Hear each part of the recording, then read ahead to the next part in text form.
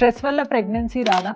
Doctor I think stress వల్ల నాకు pregnancy రావట్లేదు. సో, ఇది ఎంతవరకు నిజం అనేది చూద్దాం. మన బాడీలో స్ట్రెస్ అనేది ఉన్నప్పుడు కార్టిసోల్ లెవెల్స్ గానీ, అడ్రినలిన్ లెవెల్స్ గానీ చాలా ఎక్కువైపోతాయన్నమాట. దీనివల్ల మన హార్మోన్స్ అనేవి మొత్తం గెలికేస్తది మన హార్మోన్స్‌ని. దీనివల్ల ఏమవుతుంది మనకి మెన్సెస్ సరిగ్గా రాకపోవడము, ఓవ్యులేషన్ అనేది సరిగ్గా రాకపోవడము ఇలా అవుతుంది. ఇంకొకటి ఏంటి అంటే స్ట్రెస్ వల్ల మనకి స్లీప్ అనేది కూడా ఎఫెక్ట్ అవుతుందన్నమాట. Quality of sleep. దీనివల్ల ఏమవుతుంది మనకి ఎగ్ క్వాలిటీ గానీ, స్పెర్మ్ క్వాలిటీ గానీ ఎఫెక్ట్ అవుతుంది మనకి. సో, స్ట్రెస్ వల్ల మన బాడీకి ఒక సిగ్నల్ అందుతుందన్నమాట. అంటే ఇది ప్రెగ్నెన్సీకి సేఫ్ ఎన్విరాన్మెంట్ కాదు అని చెప్పేసి. ఒక హ్యాపీ న్యూస్ ఏంటి అంటే ఇదంతా కూడా రివర్సబుల్ అన్నమాట.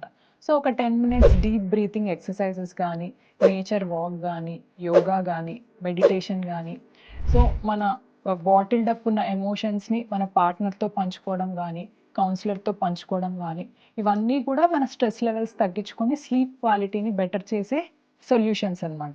సో, మనకెప్పుడైనా గూడా fertility and peace of mind అనేది go hand in hand. So, stay calm, stay peaceful.